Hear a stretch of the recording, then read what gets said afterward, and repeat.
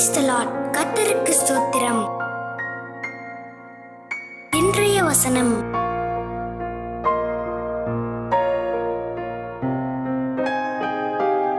சங்கீதம் 37:18 முதல் 20 வசனங்கள்.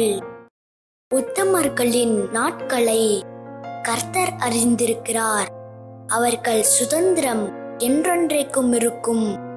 அவர்கள் ஆபத்து காலத்திலே வெட்கப்பட்டு போகாதிருந்து பஞ்ச காலத்திலே திருப்தி அடைவார்கள். துன்மார்க்கரோ அழிந்து போவார்கள்.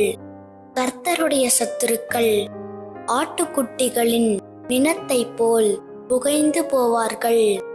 அவர்கள் புகையாய் புகைந்து போவார்கள்.